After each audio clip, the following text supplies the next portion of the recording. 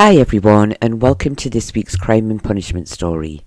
This week I am covering the story of Bernard Malone and the murder of Ann Atkinson, which took place in Newcastle upon Tyne in 1902. I hope you will find it interesting. But before we begin, can I just say, if you do enjoy this video, then please give it a thumbs up. And if you are new here or haven't already done so, then do please consider subscribing to the channel to help support the content we create. Thank you. And I would just like to add, as I always do now, that I do record these stories live, so I do sometimes make mistakes, which I always try to rectify, so I hope this does not spoil your enjoyment of the video. Although it is quite rare with these stories from more recent years, I was unable to find very much information on the backstory of those involved, so it is quite basic. Bernard Malone was said to be around 36 years old in 1902, so he would have been born in around 1866. His place of birth is unknown, but it is possible that he was born in Ireland. He was married, however his wife's name is never mentioned, and it is also unknown if he had any children.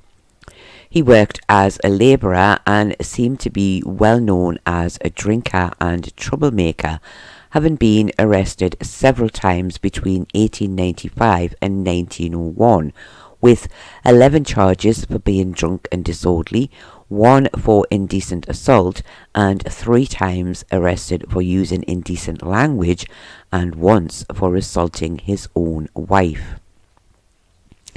Ann Atkinson was said to be around 40 years old in 1902, so would have been born in around 1862. Her place of birth is also unknown, but she was living in Newcastle in a room next to Bernard and his wife. It is unknown if she was married or not, but she did have at least one son by the name of Thomas who lived with her, and he described her as being a single woman. She was described by Bernard as being a big drinker. However, her son said she did not drink at all, and no one other than Bernard really mentioned her drinking habits.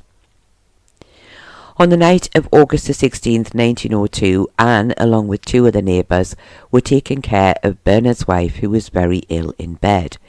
Bernard himself was out drinking in the local public houses. Bernard later arrived home just before midnight and began using foul language when talking to Anne. Anne spoke to him to tell him to be quiet as his wife was very ill. Bernard did not like this, and he picked up something from the fireplace, either the poker or a coal rake, and he hit Anne over the head with it. She immediately fell to the floor, and her head started to bleed. The other women in the house, it seems, did nothing, and they just continued to look after Mrs. Malone.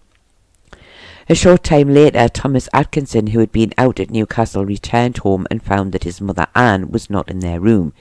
He knew that Mrs. Malone was unwell, so he went to her room to see if Anne was there. Here he found 2 women tending to Mrs. Malone, Bernard asleep in the chair, and his poor mother lying on the floor. He quickly picked her up and took her back to their room, and he then sent for a policeman. A policeman did arrive very quickly, but it seems he could find no reason to arrest Bernard, and even after he'd been told what had happened, he left again after only a few minutes. A lady by the name of Mrs. Conroy visited Anne the next day and dressed the wound on her head. She thought it was bad and told Anne to go to the infirmary, and after this Anne went for treatment there 3 times a week for around 5 weeks, and it would seem that the wound started to heal. But by mid-September she complained of feeling ill again and took to her bed. She was eventually sent to the workhouse and infirmary, and it was here that she died on October the 16th. Bernard Malone was then arrested by Superintendent Findlay on a charge of wilful murder, and Bernard spoke at the time only to say that he did not know what he had hit Anne with, as he had been drunk at the time. The inquest was held on October the 20th at the Newcastle workhouse before Coroner Hoyle. Thomas Atkinson said he had identified the body as being that of his mother Anne, who was a temperate woman in previous good health. He said on Saturday, August the 16th, he had left their home in Newcastle at around 7 p.m. He said his mother had been in Bernard's house looking after his wife, who was very ill. He said at the time Bernard was not at home and he believed he was out drinking in Newcastle. On his return at midnight, Thomas said his mother was not home, so he went to look for her. And on entering the room of Mr. and Mrs. Malone, he said he found his mother lying on the floor. She had a cut on her forehead which was bleeding. He said Catherine Conroy and Annie Carr were also in the room, but they had not been attending to his mother. Bernard, he said, was asleep in the chair, and he said he could not tell if he was sober or not with him being asleep. He continued by saying that he picked his mother up and took her back to their room. He did not send for a doctor, but he did send for a policeman, and he said that a constable arrived soon after, but that he did not do anything even though he had been told what had happened, and he left again after only a few minutes. Thomas said that the following day his mother complained that her head was sore, and when he asked her how it had happened, she had told him Bernard Malone had done it. He said she attended the infirmary for around 5 weeks to get the wound dressed, and it did seem to heal. However, she then began to complain of feeling unwell again and was taken to the workhouse infirmary where she had died.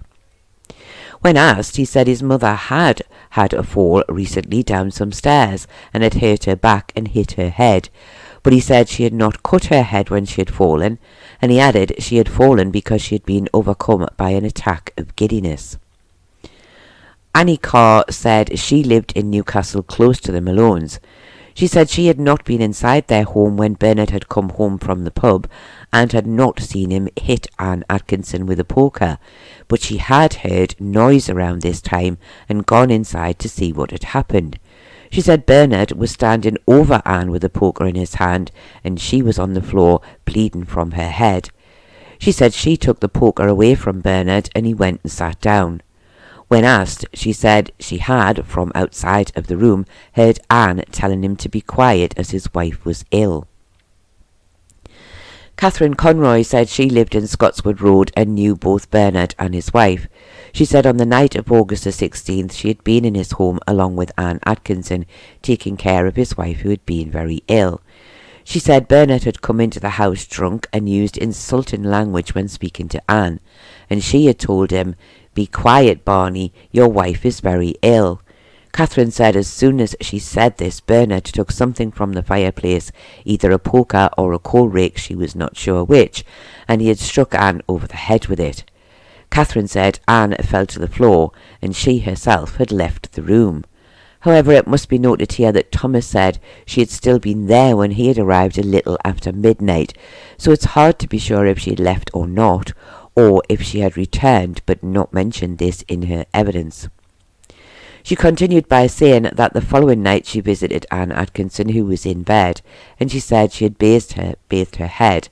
There was, she said, still a lot of blood around the wound, and Anne later went to the infirmary where she was taken care of for several weeks. Catherine said the wound seemed to heal, but Anne began to complain again in September of feeling unwell, and was eventually taken to the workhouse infirmary. When asked, Catherine said she was not certain if Anne had been sober on the night of August the 16th, but she thought that she had been. Superintendent Finlay said when he arrested Bernard for the willful murder of Ann Atkinson, he had made the following statement. "I don't know if it was the poker I struck her with or not. I was drunk at the time. I told her not to come into the house and annoy my wife." Superintendent Finlay said he later told him that Anne had fallen down some stairs about 2 weeks after and hit her head. Dr. Dodd said he had been present at the workhouse infirmary when Ann Atkinson had been admitted on September 19th. He said she had a wound on her forehead that did appear to be quite old, but was still weeping and was still causing her problems. He said she did improve a little in the following days, eating and drinking well, but not well enough to return home, and around 2 days before her death she began to get worse and eventually became unconscious. Dr. Dodd said he had also performed the post-mortem on the body of Ann Atkinson and said he had found a fracture to the skull near to the weeping wound and also an abscess in the brain the size of a hen's egg. It was his professional opinion that this abscess had been the cause of her death, and it had been caused by the injury she had received on the night of August 16th. Although the coroner did sum up the evidence to the jury, there are no details of exactly what he said. However, we can assume he would have asked the jury to consider whether this had been premeditated or a moment of madness when Bernard struck out, not realising what he was doing. The jury retired for only a few short minutes before returning a verdict of guilty of manslaughter against Bernard Malone, and he was committed for trial. I did not find any details of a funeral for Ann Atkinson. Once again, as with many of the recent stories, the victim was from a poorer family where a large funeral was probably something beyond their means, and sadly this again may have been a case of a pauper's funeral. And I did not find any evidence of a headstone anywhere in the area for Ann Atkinson. The trial took place at the Moot Hall on November the 19th, 1902, before Mr. Justice Channel. Bernard was undefended and pleaded not guilty to the charge.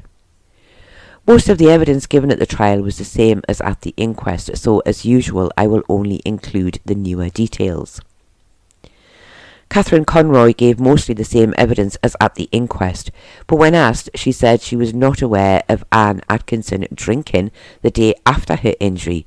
She had been sober when she had seen her. She had also heard of her fall, but she had not seen it happen. She believed for a time that Ann had been going about her business as usual, but she had frequently complained of pain in her head. At this point, Bernard spoke to say that Ann had been working after her injury, and when she had fallen down some stairs, he had been sent to help her back to her room, though it's not clear why he added this information at this point. Dr. Dodd said when Ann came into the workhouse infirmary she seemed a little dazed, but was able to answer questions. Bernard Malone then questioned Dr. Dodd regarding the fall Ann had taken a few weeks after August 16th.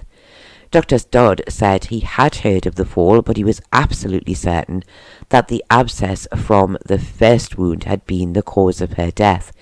He said the abscess would take time to grow, and during the first few weeks it would likely have made Ann dizzy, and this had been the cause of her fall. He continued by saying that the fracture in the area of the wound would not have caused her death had the abscess not formed. Bernard did give evidence on his own behalf. He stated that he had known nothing of the incident until the following morning. He had been drunk and he did not remember anything. He had been told that he had struck Ann on the head.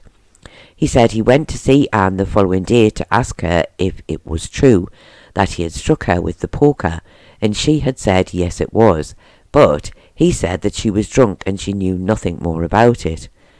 Bernard said she was always a woman who took drink and would not have been in his house that night if she had not been drunk. He did not see that he was the cause of the woman's death, as a few weeks later she had fallen on her head. When asked, he said when he had gone to see Ann she had a cut on her head, but she didn't say that he had done it. He also said that when she had fallen, he had noticed a bump on her forehead and that she had been bleeding from her mouth. The judge, in summing up, spoke to the jury saying that it was still manslaughter if death had resulted from an unlawful act, even if this act may have almost been an accident. Was it an unlawful act that the accused had committed? He was seen with the poker in his hand and was seen to strike Ann Atkinson with it, and this had been the cause of her death. If he had not been drunk, he might not have done it, but it was still, he said, an unlawful act. The jury retired for only a few short minutes before returning a verdict of guilty of manslaughter against Bernard Atkinson. The judge, speaking to Bernard, said, if people could not refrain from committing acts of violence when drunk, then they would be just as responsible to the law as if they had been sober. He then sentenced Bernard Malone to 3 months in prison with hard labour. I did not find any further details of Bernard Malone after this date, nor did I find any details of his wife after this, so it is unknown if she recovered from her illness and continued to live with Bernard after his release from prison. This was a very odd case. It seems to me that Bernard had some kind of dislike for Ann Atkinson long before he found her in his home that night. He described her as a drunk, although her son suggested that she did not drink at all, and it seems he did not want her in his home, and because she had told him to be quiet in his drunken state, he saw red and struck out at her with the poker. At his trial, he seemed to be clearly trying to suggest that the fall Anne had taken a few weeks later had been the cause of her death, and that it all had nothing to do with him. Perhaps he truly believed this, or perhaps he was simply trying to find a way to persuade the jury to find him not guilty. Whatever his reasons, it did not work, and I believe the jury were right to find him guilty. But I feel that the judge was very lenient with him to only give him a 3-month sentence. Was Anne a woman who drank a lot or not at all? Well, that is something we will never truly know, but it is true to say that in trying to help someone who was ill, it sadly led to her death when the woman's husband, drunk and angry, attacked her for what seems to be very little reason at all. But what do you think? Do you think Bernard was a man with a previous dislike of Ann Atkinson, and anything she said that night would have led him to attack her? Do you think it was right that he was found guilty of manslaughter? And do you think 3 months was enough punishment for causing the death of a woman who it seems was only trying to help his wife? Do let me know your thoughts in the comments below. I do hope that you have found this sad and tragic story interesting, and I do thank you all very much for watching, and I do hope that you can't hear the rather loud noise that's coming from outside, that just started a couple of minutes ago, but I do hope that you can't hear that. I do thank you all very much for watching, and I do hope to see you all again very soon.